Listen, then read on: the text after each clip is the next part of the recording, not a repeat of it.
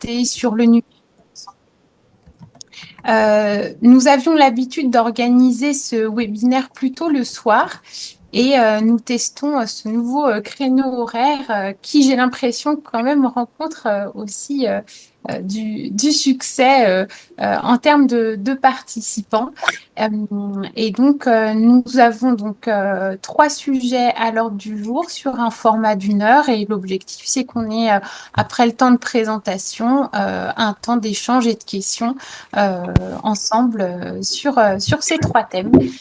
Et donc, je laisse la parole aux intervenants sur les trois sujets du jour. Merci Clément, je vais prendre le relais. Donc Laurent Couture, hein, je suis référent des organisations coordonnées, référent et santé à la CEVAM de l'Essonne. Donc je vais co-animer cette session avec Madame Bénard Tatiana, qui est infirmière au CHSF. Donc sur l'ordre du jour qu'on vous propose aujourd'hui, on a effectivement l'application carte vitale. Ça nous semblait important de parler de l'application carte vitale qui a été généralisée France entière en mars 2025. L'utilisation de l'ordonnance numérique, alors on a déjà présenté l'ordonnance numérique, là on est vraiment sur les nouveautés qui sont induites par notamment les produits d'exception qu'on doit utiliser maintenant, notamment la codéine, et la présentation de l'outil Pixacare qui sera fait par Madame Bénard Tatiana. Voilà, c'est un webinaire à peu près de 3 quarts d'heure, 50 minutes, sans compter vos questions. Donc n'hésitez pas à nous interrompre même au cours de la présentation pour poser toutes vos questions comme habituellement. Alors sur la première slide, donc sur l'application carte vitale, donc l'application carte vitale donc constitue donc c'est sur la slide d'après, voilà, une alternative numérique à la carte physique, hein, sous la forme d'une application sur smartphone. Donc elle est disponible sur Android et iOS, donc sur Apple, et c'est un service tout simplement supplémentaire qu'on propose aux assurés. Elle ne vient pas remplacer la carte physique, hein, c'est vraiment un service supplémentaire. Donc aujourd'hui, ce qu'on va vous montrer, c'est que c'est plutôt un outil qui va être utile pour la facturation. Et puis il y aura effectivement dans un second temps, peut-être en 2026, ça sera une porte d'entrée sur d'autres services, notamment utilisables comme un serveur d'identité. On verra ça. Donc les avantages. Donc j'ai repris chaque avantage aujourd'hui. Donc aujourd'hui les avantages qui sont déclinés, hein, après on verra demain. Donc le premier avantage pour ceux qui ont activé l'activation carte vitale, donc pour les assurés qui l'ont activé, eh bien ça minimise tout simplement l'impact des pertes ou d'oubli de la carte physique, hein, puisque les deux constituent, comme je vous ai dit, les deux sont utilisés en même temps, enfin en même temps, ils perdurent en même temps. Et donc en cela, vous avez plus de chances de réaliser un flux sécurisé. Et comme vous savez, en flux sécurisé, vous avez la garantie de paiement. Donc vous aurez finalement moins de papier à remplir avec un outil supplémentaire pour réaliser du flux sécurisé. Deuxième avantage et non des moindres, c'est que l'INS est déjà qualifié. Donc l'identification nationale de santé qui vous permet de partager de la donnée de santé, eh bien avec la carte, avec l'application carte vitale, eh bien, vous pourrez effectivement, l'application carte vitale étant un fournisseur d'identité, elle va qualifier directement l'INS dans votre logiciel. Ça veut dire que vous n'aurez pas à demander les pièces d'identité dès lors que vous passez par l'application carte vitale, puisque l'identité de votre patient, de votre assuré, sera directement comment dire, authentifiée par la CNAM. Autre point important, c'est qu'il y a un accès systématique au service des droits adhérés. Donc l'application carte vitale, vous n'avez pas les droits de l'assurer dans l'application carte vitale, mais ils viendront être comment dire, utilisés directement dans les bases de l'assurance maladie, recherchés dans les bases de l'assurance maladie, ce qui bien sûr va minimiser le nombre de rejets de facturation. Quatrième point, bah, ce sont des mises à jour qui sont automatiques. L'assuré n'aura pas besoin d'aller dans une borne en pharmacie ou à l'assurance maladie pour mettre à jour sa carte vitale physique, puisque l'application carte vitale, elle, se met à jour automatiquement tous les jours en fonction effectivement de l'usage qu'on en fait. Puis bien sûr, comme ça vaut, comment dire, on va exactement reprendre les mêmes fonctionnalités que la carte physique, et bien avec l'application carte vitale, vous avez aussi accès à la facturation César Vital et tous les services, téléservices intégrés, assurance maladie obligatoire, le dossier pharmaceutique, etc. Donc ça, c'est effectivement les avantages aujourd'hui. Demain, les avantages qu'il va y avoir en plus, c'est qu'on va intégrer la part AMC. En 2025, vous aurez effectivement l'identification de l'assurance maladie complémentaire pour les mutuelles, de sorte que vous puissiez envoyer le flux de facturation directement auprès de la mutuelle. En tout cas, vous connaîtrez la mutuelle de l'assuré. Et puis pour les établissements, ça servira effectivement à aider les établissements dans la numération, notamment dans le cadre de préadmission, d'accueil, d'entrée, de prise de rendez-vous, d'authentification des patients. Ça, c'est côté professionnel santé. Côté assuré, donc bien sûr, la part AMC qui sera dans l'application. Et puis, comme ça sera un fournisseur d'identité, il sera possible de s'authentifier de manière sécurisée sur d'autres sites, comme par exemple France Connect ou Mon Espace Santé. Autre point qui va arriver plus tard, ça sera la délégation des usages. Donc, c'est tout simplement la possibilité de déléguer en fait son application de carte vitale à un tiers de confiance. Là, on a pris l'exemple par exemple des grands-parents qui vont en consultation chez un médecin. Eh bien, le parent pourra déléguer le droit en fait de ses enfants directement dans le compte des grands-parents et il ne sera pas obligé de prêter sa carte physique. Voilà. Autre point, on vous a mis en fait le circuit de facturation. Donc, comment ça fonctionne? Donc, vous avez, enfin, pour lire l'application carte vitale, il vous faut en fait des appareils. Donc, vous avez deux possibilités. Soit vous avez effectivement un lecteur qui vous permet de lire le QR code qui apparaîtra sur l'application carte vitale.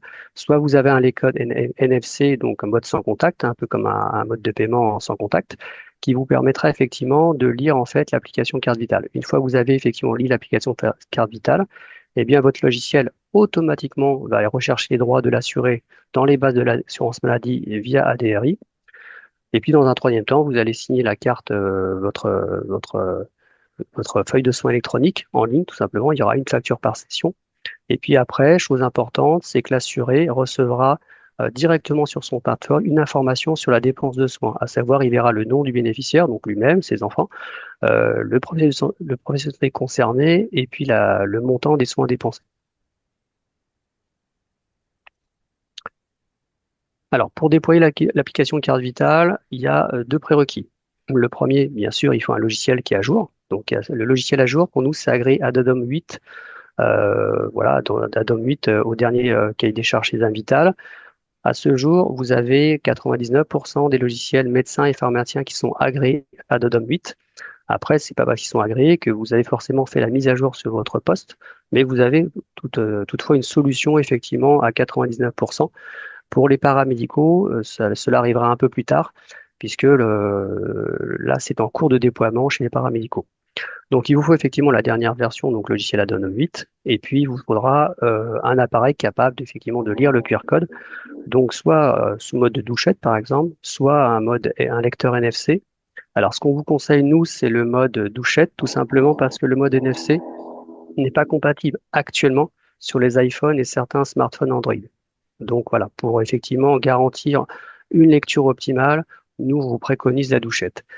Évidemment, c'est pas l'assurance maladie qui va vous conseiller par rapport de prime abord, hein, par rapport à ce matériel-là, c'est plutôt votre éditeur de logiciel, parce que seul lui déjà va installer la dernière version de la NADUM pour vous permettre effectivement de lire les QR codes, et puis celui va vous conseiller par rapport au matériel utilisé le plus compatible possible par rapport à votre logiciel. Donc nous, effectivement, quand je dis nous, c'est les délégués numériques en santé peuvent vous conseiller par rapport à ça en termes de prix, voilà, en termes d'offres qui est faite par les éditeurs. Mais au final, il faudra quand même aller voir plutôt son éditeur pour savoir effectivement ce qu'il propose par rapport à son matériel. Sur la sécurisation de l'application Carte Vitale, donc l'application Carte Vitale apporte également des garanties de sécurité qui sont assez fortes. D'une part, par rapport à son processus d'activation. Donc c'est le petit 1 que vous avez, le parcours d'activation sécurisé. Donc, ça veut dire qu'un assuré qui va télécharger l'application Carte Vitale va falloir qu'il s'authentifie, va falloir qu'il justifie effectivement que c'est bien lui qui télécharge l'application Carte Vitale. Donc, il y a tout un parcours effectivement d'enrôlement par rapport à l'activation Carte Vitale qui va permettre de fiabiliser et sécuriser en fait l'information. Et puis le deuxième point, c'est effectivement l'utilisation d'un code personnel à chaque accès à l'application Carte Vitale. Ça veut dire que l'usager, le patient, quand il viendra vous voir, quand il ouvrira l'application Carte Vitale, il aura un code d'accès à usage unique, enfin un code d'accès qu'il devra utiliser pour ouvrir l'application Carte Vitale. Et puis bien sûr, il faudra aussi qu'il déverrouille son ordinateur, son smartphone. Ça, qui est défini par son propre propriétaire. Ça veut dire que chacun va définir son propre verrouillage et vous avez quand même un double verrouillage à la fois de l'application et du smartphone, ce qui n'existe pas bien sûr pour la carte physique. Après, je voulais revenir sur le parcours d'activation. Alors sur le parcours d'activation, sur la slide d'après, il y a, comme je vous ai dit au début, l'application carte vitale a été généralisée France entière le 18 mars. Ce qui a été généralisé France entière le 18 mars, c'est le parcours d'identification via France Identité, c'est-à-dire utilisable avec la petite carte, la dernière carte d'identité, la CNIE. Donc vous avez un parcours d'identité, vous serez obligé effectivement de télécharger l'application carte vitale et après télécharger l'application France Identité pour pouvoir effectivement valider cette application carte vitale. Si vous n'avez pas la dernière version de la carte nationale d'identité, dans ces cas-là, vous rentrez ce qu'on appelle dans le parcours vidéo, donc c'est un parcours plus long, biométrique, et qui va s'ouvrir par étapes. Ce qu'il faut retenir par rapport à cette slide, que vous voyez peut-être pas très bien parce que c'est des petits caractères, mais c'est que l'Île-de-France est en vague 3. Ça veut dire que vos patients qui n'ont pas la CNIE, effectivement, devront attendre fin 2025 pour pouvoir activer via le parcours vidéo, si vous voulez, l'application carte vitale. Donc ça veut dire que vous aurez peut-être 97% de vos patients qui, à ce jour, ne pourront pas activer l'application capitale. Ça, c'est important. Mais il est important quand même pour vous d'anticiper cette phase-là, puisque en termes de montée en charge, en termes d'équipement, eh bien l'éditeur, il faudra quand même aller le voir pour avoir le meilleur lecteur, en tout cas le lecteur le plus à jour et le plus disponible par rapport effectivement à son matériel. Donc ça, ce que je vous propose là, ce que je vous montre là, c'est un planning prévisionnel à mai 2025.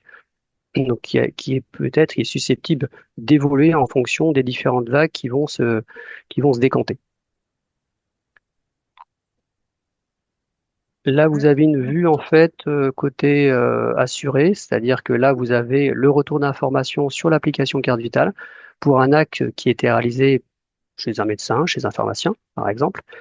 Et vous aurez effectivement comme information le bénéficiaire des soins, le professionnel de santé consulté et le montant payé. Bien sûr, il ne verra dans cette application que les flux électroniques qui ont été véhiculés par cette application.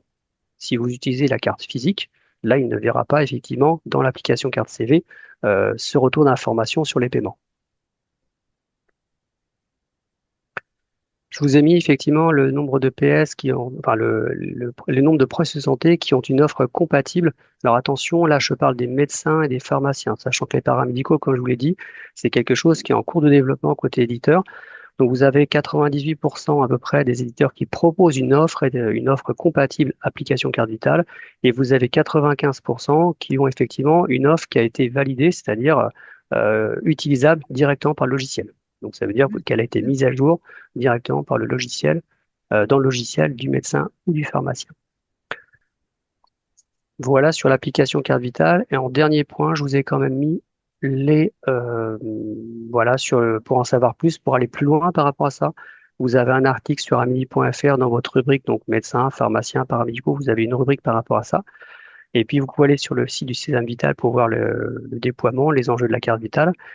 Vous pouvez aussi nous commander des dépliants Mon Espace Santé, enfin l'application carte vitale, pardon, qui sera utile mise à disposition pour vos patients dans le cabinet. Donc pour ça, vous demandez simplement à votre délégué numérique en santé, je vous ai mis l'adresse ici, ou à votre dame, de vous faire livrer. Et dans ces cas-là, nous, on vous livrera, on vous mettra à disposition les flyers à destination des usagers pour mieux expliquer, mieux comprendre l'application carte vitale, les différents, le rôle de chacun et comment l'activer. Est-ce que vous avez des questions par rapport à l'application carte vitale ou est-ce que j'ai été clair et complet? Moi, j'ai une question. Docteur Oui, Savarno. oui. Savoir, est-ce que l'application, elle autorise des copies d'écran du smartphone? Les C'est-à-dire que, copies. en gros, c'est-à-dire que le QR code, est-ce qu'il peut être copié via il y a des copies d'écran sur les smartphones? Est-ce qu'il peut être copié par copie d'écran et du coup être envoyé en photo? Alors, l'application va générer un QR code qui est à usage unique, entre guillemets. Ça veut dire qu'à chaque fois que vous allez ouvrir l'application, il va créer un nouveau QR code. Si vous allez Il va chez... là, Voilà, ouais. comment? Et ben là, 20 minutes. Qui est valable effectivement à un temps donné. Donc, bon, effectivement, si il fait 3 consultations à 5 minutes d'écart, c'est peut-être possible. Je ne sais pas le délai, effectivement, voilà, de latence entre le moment où l'application génère le QR code et le moment où elle s'éteint. Mais ce qui est Est-ce que, sûr, c'est que à chaque fois qu'il va effectivement ouvrir l'application, il y aura un nouveau QR code qui va être lancé. moi, ma question, c'est Mm. est-ce que c'est bloqué? Est-ce que est-ce que la copie d'écran est bloquée?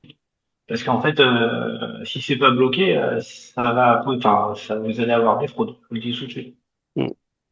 Je vais remonter, docteur Sada. Je vais me renseigner si effectivement En fait, il c'est y a des bloqué. sites qui permettent. Moi, mon site banque, par exemple, ma banque, Mm. je peux pas faire de copie d'écran quand je suis sur l'application de ma banque. Sur plein d'applications, je peux faire des copies d'écran, mais pas sur l'application de Mm. ma banque.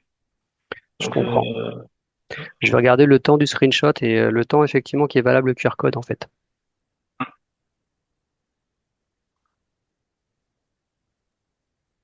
Peut-être en complément aussi sur ce sujet, on voit bien que ces deux phases-là vont générer aussi un déploiement progressif. À la fois, depuis le 18 mars, certains assurés ont activé leur application carte vitale et en tant que professionnel de santé, vous pouvez être sollicité pour l'utiliser. Et donc, on vous invite aussi à vous équiper pour pouvoir voilà, utiliser cette application carte vitale. Nous, côté assurance maladie, on présente l'application carte vitale donc, dans le cadre des rendez-vous avec les délégués du numérique en santé. On prévoira également au moment de la généralisation des actions de communication à la fois versant grand public et versant professionnel de santé. Et donc, voilà, l'objectif, ça sera aussi d'inciter à l'activation, alors soit en usage systématique si certains assurés voilà, souhaitent presque remplacer leur carte vitale physique, soit en complément pour notamment les personnes qui ont tendance à oublier leur carte vitale physique.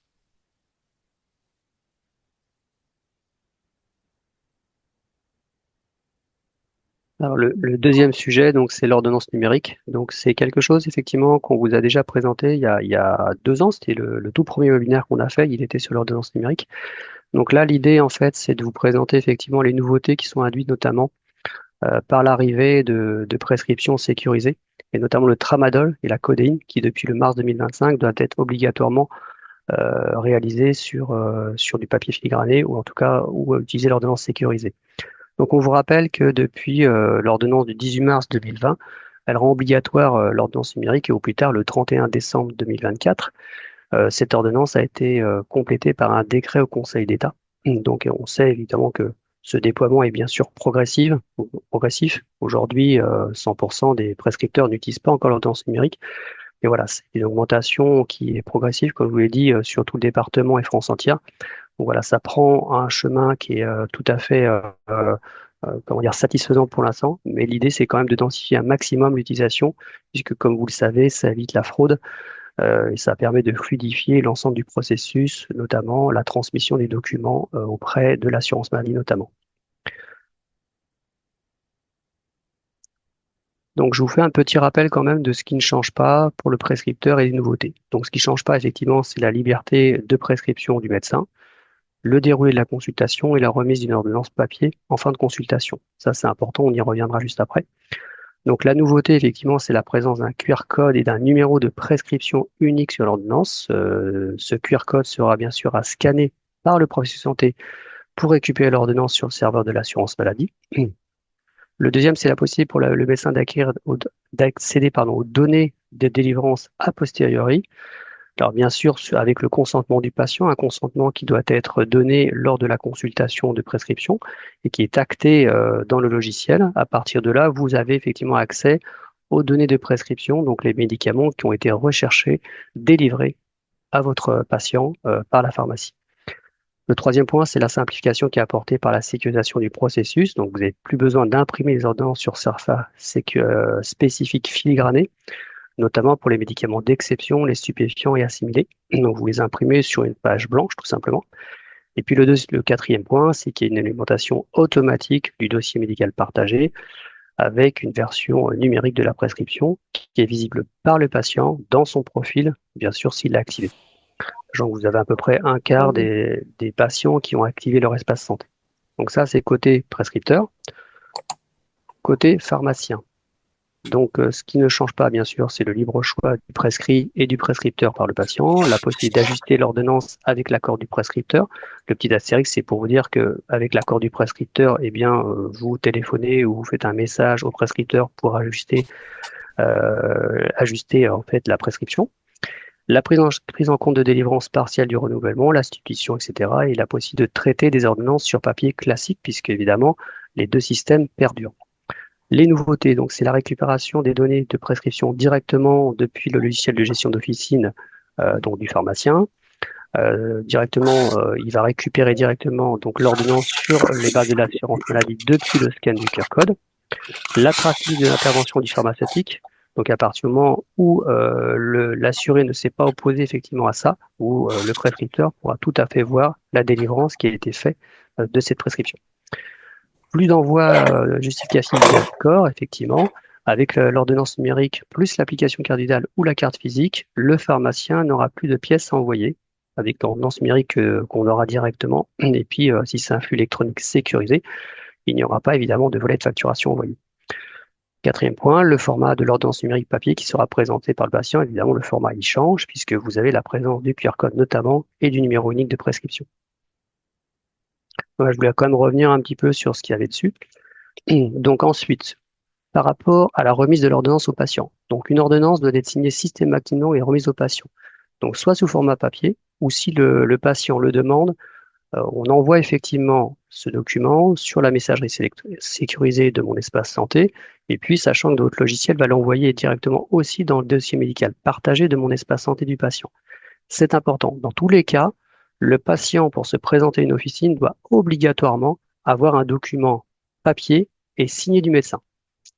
Donc c'est soit vous qui effectivement l'imprimez et qui le signez numériquement ou manuellement, ou soit lui effectivement qui l'imprime parce qu'il est signé numériquement. Mais dans tous les cas, il ne peut pas se présenter à une officine sans avoir une imprimante, une ordonnance papier. Donc ça, c'est important. Autre point qu'on voulait revenir, c'est justement par rapport aux nouveaux prescriptions, notamment au stade des stupéfiants. Donc l'ordonnance numérique, bien évidemment, le cœur effectivement de l'ordonnance numérique, c'est de pouvoir réaliser une utilisation justement sur ce type de document, de type de prescription notamment. Donc c'est le lab qui va identifier à partir de sa base de médicaments si le produit concerné nécessite un recours ou pas à l'ordonnance de stupéfiants ou de médicaments. Et puis l'ordonnance numérique comportera un attribut qui sera respectivement ordonnance sécurisée ou ordonnance de médicaments de produits d'exception. Cet attribut qui sera porté sur l'ordonnance papier, donc non sécurisée, et qui est sur papier blanc, pour l'instant, si vous voulez, tous les logiciels ne proposent pas cette évolution-là. Dans l'attente effectivement de cette évolution-là, les pharmaciens sont tenus d'accepter les ordonnances numériques sans cette mention. Donc ça, c'est un point très important parce qu'on a eu des retours de pharmaciens qui ont refusé effectivement de délivrer puisqu'ils n'avaient pas cette mention-là. Donc cette mention, elle a été portée aux éditeurs de logiciels en avril 2024 chez les médecins et en avril donc 2024 chez les pharmaciens. Pour l'instant, on n'a aucun logiciel pharmacien qui est agréé sur la version 3. Et donc, vous n'aurez pas effectivement la possibilité d'annexer, si vous voulez, cette ordonnance avec cette mention-là, l'une de ces mentions. Donc, le pharmacien doit absolument accepter sans ces mentions-là, sachant que d'ici un an, peut-être, on aura effectivement cette mention-là qui se figurera dans toutes les ordonnances numériques. Donc, le prescripteur n'utilise l'ordonnance numérique, non plus besoin d'imprimer les ordonnances sur papier spécifique sécurisé. Donc, ça veut dire qu'il l'imprime sur papier blanc, avec toutes les rubriques obligatoires qui seront signées par le logiciel d'aide à la prescription, tel qu'aujourd'hui. Ça ne change pas effectivement la manière de prescrire une ordonnance. L'ordonnance doit être prescrite en alphanumérique, c'est-à-dire que c'est pas 500, c'est 500 en toutes lettres. Ça ne change pas, si vous voulez, la réglementation et la manière de prescrire effectivement des médicaments. Et puis le nouveau dispositif s'applique effectivement depuis mars 2025 avec tous les produits du nouveau produit stupéfiant, le tramadol, la codéine et la dicotéine. Donc ils peuvent être bien sûr prescrits sur une ordonnance sécurisée. Et c'est vraiment l'intérêt de l'ordonnance numérique puisque ça augmente le nombre de prescriptions de produits stupéfiants tout simplement. Donc c'est vraiment une simplification grande et une sécurisation importante par rapport à ces produits-là. Le dernier point que j'ai voulu mettre, c'est tout simplement de dire que si l'ordonnance, si l'officine par exemple est équipée de l'ordonnance numérique, donc elle doit délivrer effectivement l'ordonnance numérique, aller rechercher l'ordonnance numérique directement dans les bases de l'assurance maladie. Par contre, si l'officine n'est pas équipée et que le patient se présente avec une ordonnance classique papier, ordonnance numérique sans voilà, sans papier filigrané par exemple, et bien dans ces cas-là, le patient devra aller dans une autre ordonnance, une autre pharmacie, pardon, qui puisse lui délivrer ces ordonnances numériques et qui est en capacité de le faire. Donc on a aujourd'hui plus de 99% des logiciels de gestion d'officine qui sont activés ordonnance numérique. On vous a mis en dernière slide pour aller plus loin, toujours plus d'informations sur l'appli carte vitale, le mail effectivement de l'appli carte vitale, le mail du CNDA, le catalogue des produits et toujours votre délégué d'assurance maladie numérique en santé, si vous voulez aller plus loin par rapport effectivement à des explications sur l'ordonnance numérique ou l'application carte vitale. Est-ce que vous avez des questions par rapport à l'ordonnance numérique avant la présentation de Pixacare?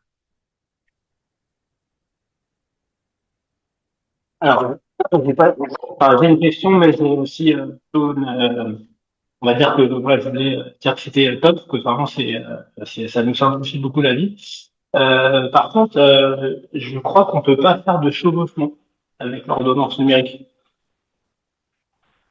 Il me semble, ça c'est par contre c'est ma question. De chevauchement, c'est-à-dire?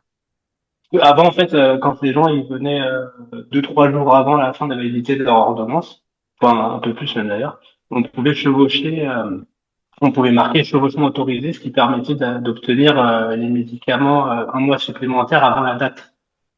Imaginons on est en vacances et on n'est pas disponible au mois d'août et que normalement ils devaient renouveler le truc de août et nous sommes pas là, on mettait un chevauchement en fin juillet pour qu'ils aient leurs médicaments.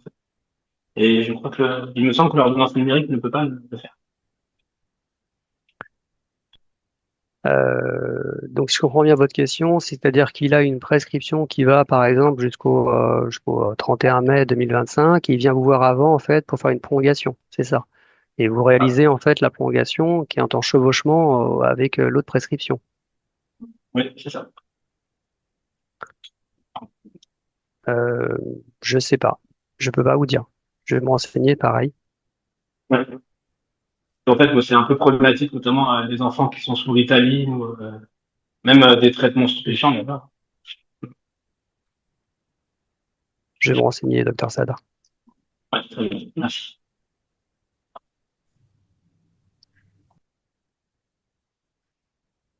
Est-ce qu'il y a d'autres questions?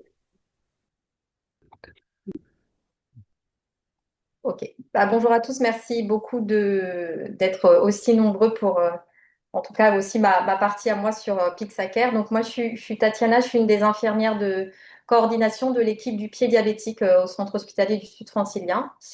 Et donc, je vais vous parler de l'outil Pixacare. Juste pour situer un petit peu voilà, notre charge de travail, entre guillemets. On est en constante augmentation, nous, de demandes pour des prises en charge de plaies du pied diabétique, parce que la population diabétique est de mieux en mieux soignée, tant mieux, mais du coup, elle vieillit de plus en plus et du coup, on a quand même l'apparition de complications.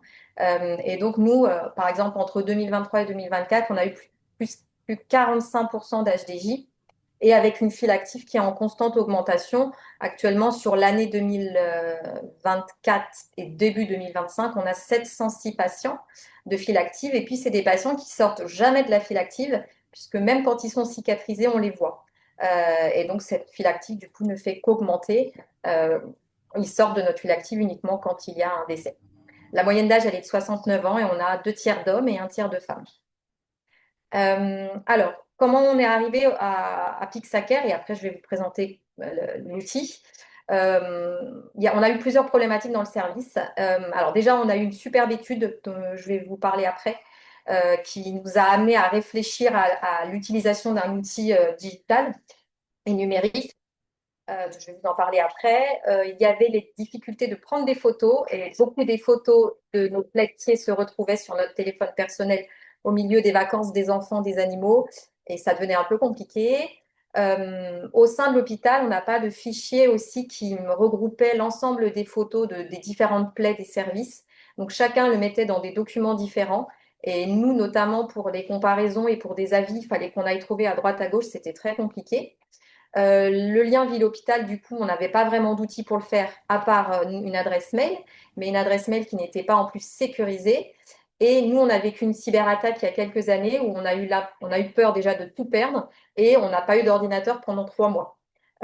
Et par rapport à tout ça, bah, on s'est dit qu'il fallait qu'on trouve un outil digital et on est tombé sur Pixaker à un congrès.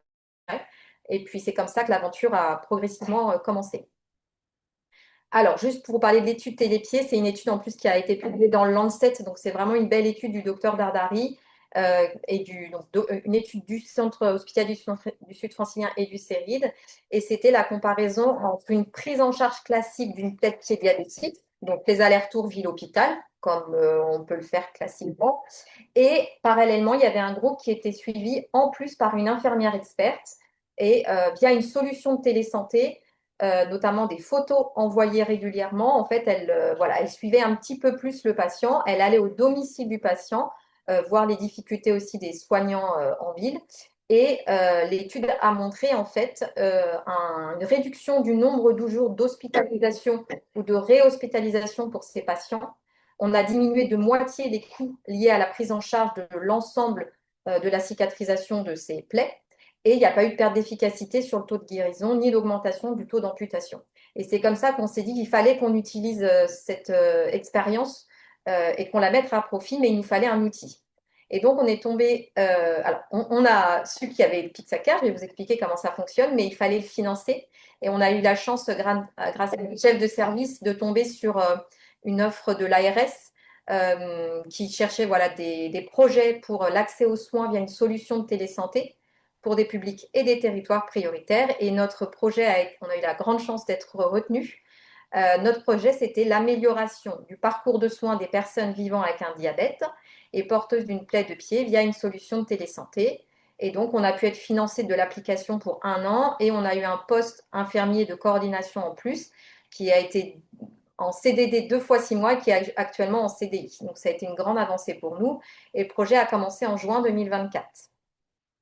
Donc ça, c'est les projets retenus en Île-de-France. Vous voyez qu'en Essonne, il y en a eu 2. Donc un pour l'hôpital du Sud francilien et un pour la CPTS Nord-Essonne-IJ.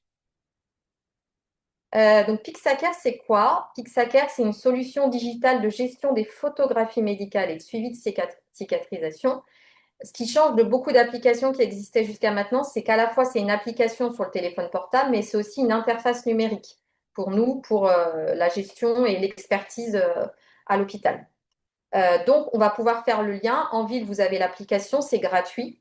Et c'est l'hôpital du Sud francilien, via l'ARS, qui a financé l'application. Mais en ville, c'est toujours gratuit. N'importe qui peut télécharger l'application. Les patients, les soignants, les aidants, les EHPAD, enfin, n'importe qui. Il n'y a que nous voilà, qui finançons l'application. L'avantage, c'est qu'à partir du moment où le patient il est rattaché à un QR code, vous allez voir, ce QR code, il peut être utilisé par tout le monde, donc par l'infirmière, par le patient, par l'aidant, par l'auxiliaire de vie qui prend des photos. Tout le monde peut accéder à ce groupe à partir du moment où le patient donne son QR code. Et nous, du coup, on a toutes les photos qui arrivent sur son dossier. Vous allez voir qu'on peut aussi, nous, ça nous a beaucoup aidé pour faire des fils de transmission sur l'hôpital. Vous allez voir qu'il y a une messagerie aussi collaborative sécurisée, donc messagerie entre le patient, entre les soignants et avec nous. Et c'est une application française avec des serveurs sécurisés français. Donc tout se passe en France avec Pixaker. Donc depuis juin, alors voilà, tous les patients, depuis 1 an, tous les patients qui sont vus en hôpital de jour, en consultation, en sortant d'hospitalisation, dans les autres services, ils sont forcément sortis avec l'application Pixaker, en tout cas avec le QR code d'accès à Pixaker. Idéalement, quand on peut le télécharger, on le fait, mais on a beaucoup de problèmes de réseau sur l'hôpital, donc ça, c'est pas toujours facile. Et donc, vous allez voir qu'ils sortent avec 2 choses. ils sortent avec le tutoriel que vous voyez sur la gauche. Donc là, le nom est visible, c'est le nom de ma collègue, on a fait le test avec elle. Vous voyez qu'il y a donc le tutoriel. Alors, le tutoriel est très résumé, mais très simple et très résumé, avec 2 QR codes. Le QR code pour le patient et le QR code pour l'infirmier ou pour les aidants, ou pour les soignants, peu importe. On accède aux mêmes choses avec les 2 QR codes. Il y a juste une petite nuance avec le dossier patient. Vous verrez après. Et nous, on a complété par un petit mot à côté pour leur expliquer comment on en était arrivé à utiliser Pixacare, comment ils peuvent l'utiliser, et on laisse nos coordonnées, bien sûr, s'ils ont du mal à l'utiliser. On a aussi, vous voyez, ça c'est une chambre d'un des patients. Vous voyez, il y a la carte des CPTS, hein, parce qu'on leur en parle beaucoup. Et puis, il y a sur les 2 feuilles blanches que vous voyez à droite, il y a le QR code, ce qui fait que dans la chambre du patient, l'infirmière qui fait les soins, elle scanne le QR code et en direct, on a les photos donc de l'hospitalisation, de la ville, des hôpitaux de jour, et tout le monde peut tout voir. Les soignants, ils sont très contents de ça parce que du coup, ils peuvent, par exemple, si le patient est hospitalisé, ils peuvent voir ce qui se passe pendant l'hospitalisation. Et du coup, on peut aussi nous comparer facilement quand une fois qu'il est sorti, le patient, on peut revoir les photos de l'hospitalisation et ça fait un panel de comparaison qui est indispensable pour nous. Alors, quand le patient rentre au domicile, ce qu'on demande, on n'impose rien du tout, mais on demande à ce que les soignants ou le patient ou les aidants nous mettent régulièrement des photos. L'avantage quand le patient passe par son QR code, c'est qu'il va recevoir une fois par semaine un lien pour cliquer sur un questionnaire où il peut remplir les signes infectieux. Ce que vous allez voir, c'est très simple, c'est que 5-6 questions qui nous aident à aller plus vite aussi sur la réactivité de la prise en charge. L'infirmière peut juste mettre une photo du soin qu'elle est en train de faire et rien d'autre, ou elle peut remplir un descriptif si elle veut nous laisser un message. Mais en soi, ça peut prendre que 10 secondes si elle veut juste nous mettre la photo. Et nous, ça nous suffit. Et bien sûr, donc, il y a la messagerie que je vais vous montrer. Je vous ai fait, voilà, je vais vous montrer des captures d'écran après. Ce qu'on espère, donc, et on le voit déjà depuis un an, vous allez le voir, c'est une meilleure coordination avec la ville. On peut leur donner des conseils aux soignants en ville, on peut refaire le point sur la décharge, on peut être réactif sur des difficultés qu'elles ressentent. Donc, ça sert aussi à ça. On a vu, déjà, on commence à voir qu'il y a une réduction des réhospitalisations parce que dès qu'on voit qu'il y a un petit truc qui nous interpelle, tout de suite, on est plus réactif. Si par contre, il y a des urgences, et vous allez voir sur certaines photos, on évite que les patients passent aux urgences, on les prend directement dans le service, ou en tout cas dans d'autres services de l'hôpital. Ce qui est très important, c'est l'échange sécurisé et de qualité. On espère que tout le monde s'approprie l'outil.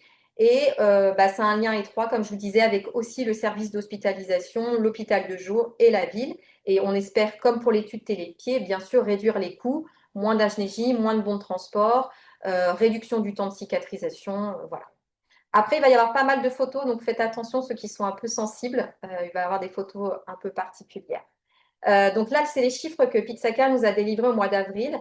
On a 4000 photos à peu près qui ont été prises, que ce soit par nous ou par les soignants en ville.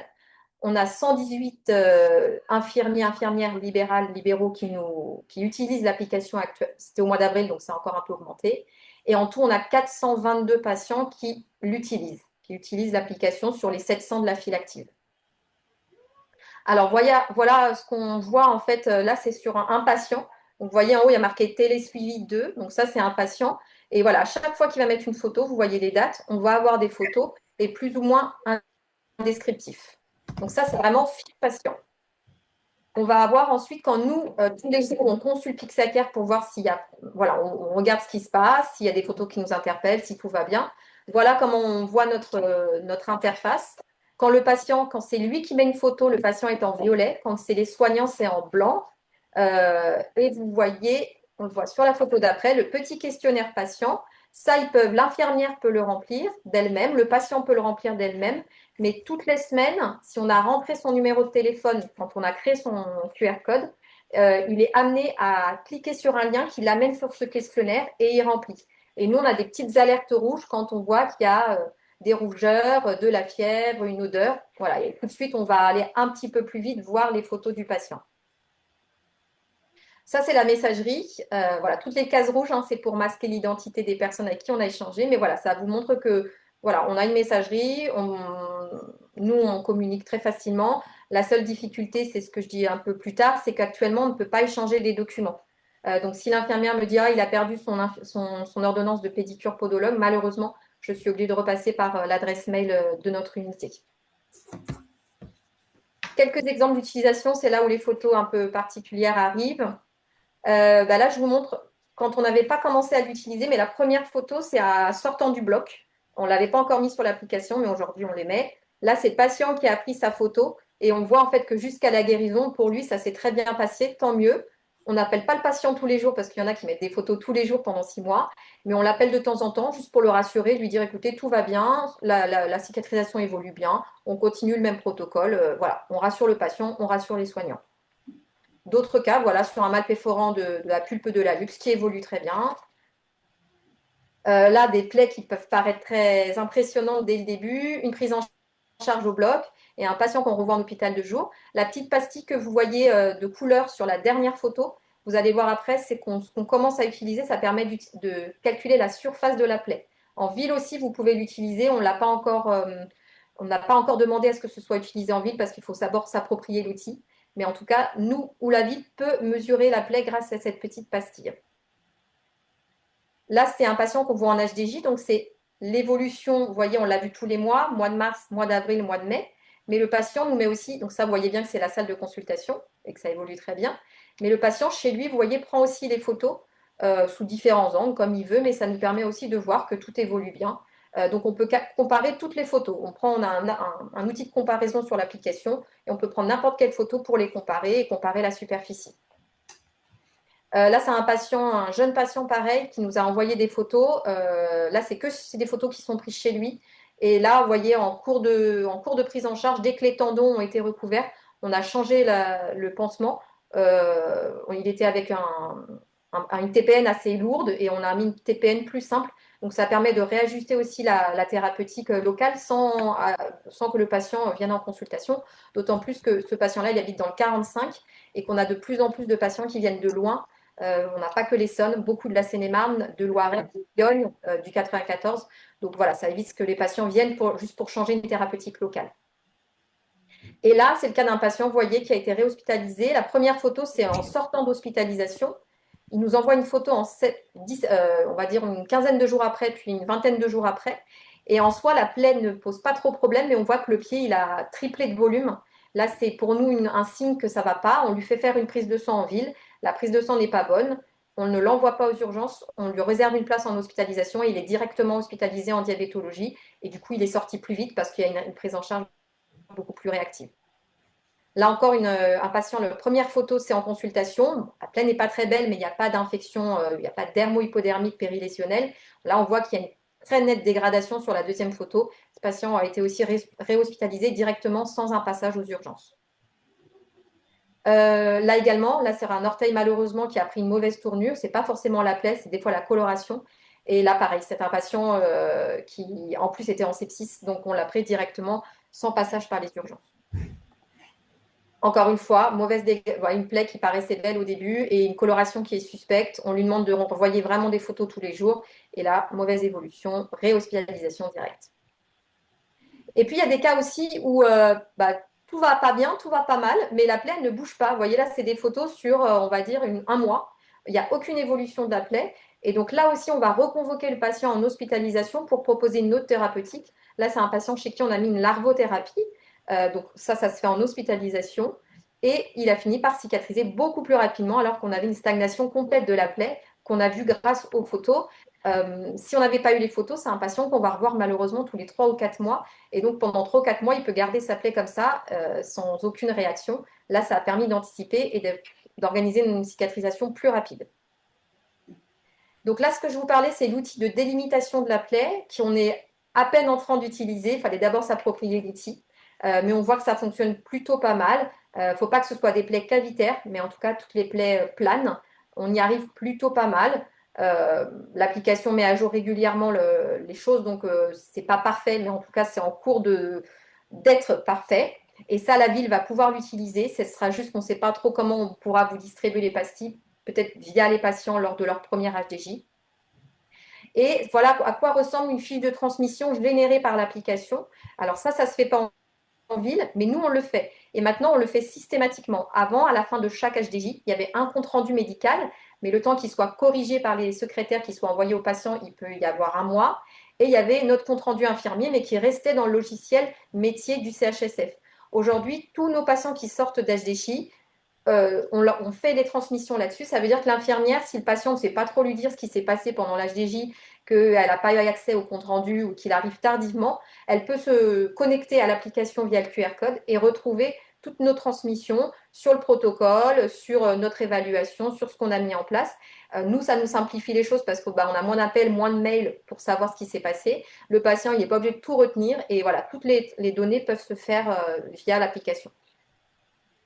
Et puis, on a des courbes comme ça qui montrent l'évolution. Alors, comme on vient de l'utiliser, on n'a pas encore de très belles courbes, mais on va pouvoir voir le pourcentage de la surface, mais aussi le pourcentage de bourgeonnement, de fibrine, l'apparition de nécrose, des choses qui peuvent aussi nous alerter dans un sens comme dans l'autre.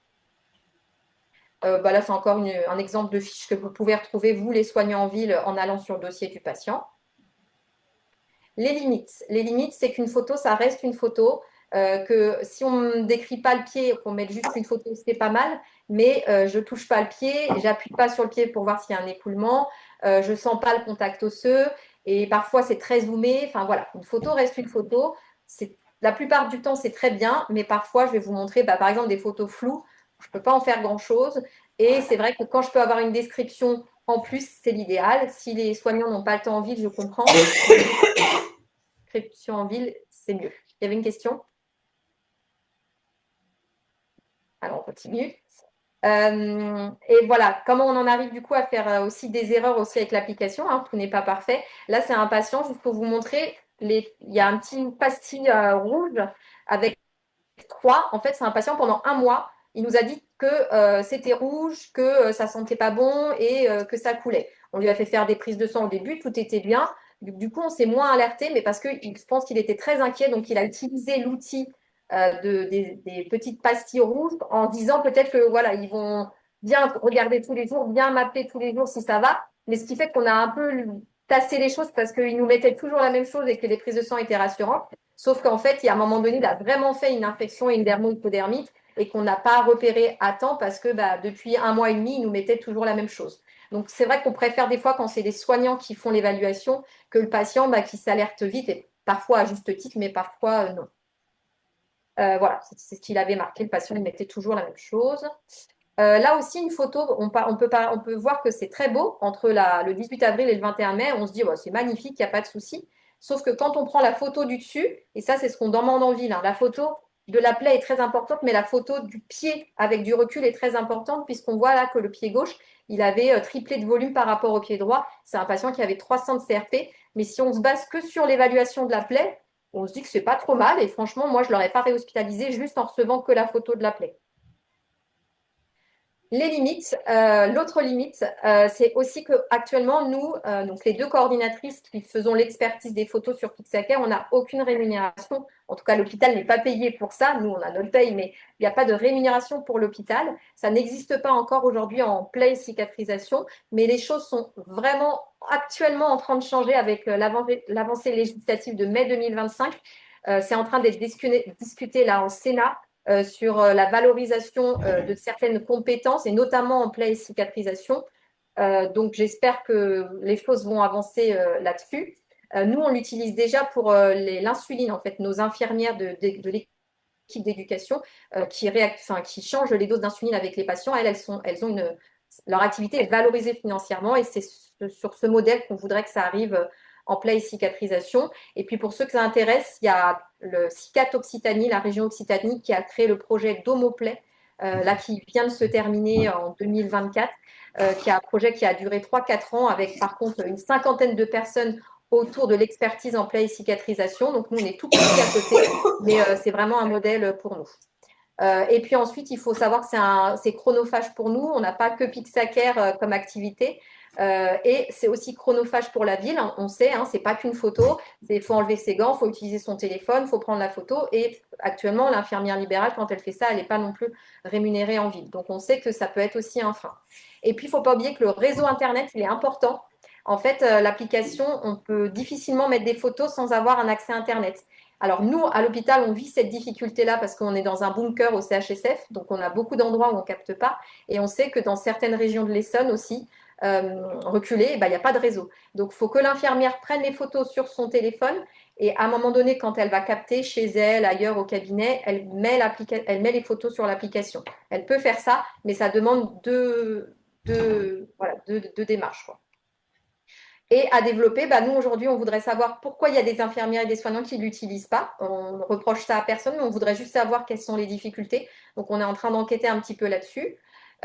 Et aussi, il faut que ce soit connu parce qu'on transmet à nos patients, mais des fois, la fiche avec le QR code, elle est au milieu de 15 ordonnances et le patient ne le donne jamais aux soignants. Donc l'idée, c'est vraiment de vous le diffuser à tous voilà, vous expliquer comment ça fonctionne, d'avoir vos retours aussi pour améliorer les choses et pour améliorer l'utilisation. Donc, on essaie de diffuser l'information avec différentes réunions avec les CPTS. Si ça n'a pas encore été le cas dans vos CPTS, c'est avec un grand plaisir qu'on viendra présenter l'outil par visio ou en réel au cours d'une réunion avec votre CPTS. Et l'idée, c'est aussi de le développer. Alors, nous, on ne l'utilise pas encore pour les premiers avis. Un médecin généraliste qui nous appelle, un patient qu'on n'a jamais vu. On aimerait utiliser Pixacare, mais ça, on ne l'utilise pas. On passe par le mail pour le moment. Après, c'est plutôt des choses qui concernent l'hospitalisation. La vidéo est arrivée sur l'application. Donc, vous allez pouvoir aussi filmer sous tous les angles la plaie, le pied, le patient et le mettre. On ne l'a jamais encore utilisé, mais ça fonctionne actuellement. Et puis l'idée, ça serait vraiment de se caler sur l'étude télépied et que l'une d'entre nous, Élise ou moi, allions également au domicile, soutenir les soignants, former sur la détertion, former sur la décharge. Mais ce n'est pas encore dans les clous de notre hôpital parce qu'on a déjà beaucoup de choses à faire ici, mais on aimerait un jour que ça vienne. Et puis aussi, on fait de la recherche sur l'application. On a la chance d'avoir Dr Dardari, qui est chef de l'unité du pied diabétique et qui est beaucoup dans la recherche, et donc qui commence à faire des études aussi sur cette application. La grosse problématique aujourd'hui, c'est que là, en juin 2025, l'application, le devis, c'était 1 an. Donc, on n'a plus de financement fin juin. Donc, on bataille actuellement avec le CHSF pour poursuivre le financement de l'application. Ça serait dommage d'arrêter maintenant, vu les bénéfices qu'on en tire. Donc, en conclusion, c'est un très bel outil pour nous. On a vraiment remarqué que c'est un très bel outil pour le suivi de cicatrisation, donc via une solution de télésanté. Il ne faut pas oublier que Pixacare, c'est une start-up qui est jeune et qui entend nos remarques et donc qui améliore de mois en mois l'application. Mais il y a encore du travail pour rendre l'outil parfait. Mais on ne les lâche pas et on leur envoie des commentaires régulièrement. Juste une application sans l'humain derrière, ça ne fonctionne pas. Donc, il faut toujours qu'il y ait des soignants en ville et nous, avec l'expertise du pied diabétique à l'hôpital. Et pour que ça se pérennise, il va falloir vraiment que ce soit valorisé financièrement. Mais ça, on est quand même plutôt optimiste avec l'avancée législative là, de mai 2025.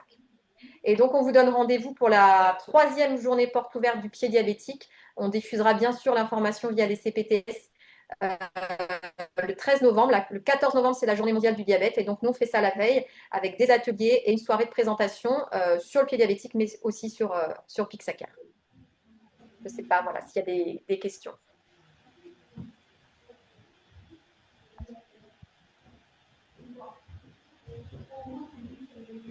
Je crois que c'était très complet. Merci beaucoup pour cette présentation et très, très concrète. Je ne sais pas si je suis la seule à avoir pas toujours regardé les photos. Mais s'il n'y a pas d'autres questions, je vous propose donc qu'on clôture ce webinaire. Merci d'avoir passé votre pause déjeuner avec nous et pour votre intérêt sur les 3 sujets.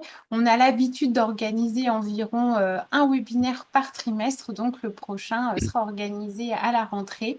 On vous le 1er octobre. 1er octobre. Le 1er octobre. Donc, rendez-vous le 1er octobre et n'hésitez pas à partager auprès de vos CPTS des sujets qui vous intéresseraient d'être présentés dans ce cadre-là ou vous-même si vous êtes volontaire pour faire une présentation, une démonstration d'un outil numérique, d'un téléservice que vous utilisez. Ça sera avec plaisir. Très bonne journée à tous et à bientôt. Au revoir, merci. Au revoir. Au revoir. Bonne journée. Au revoir.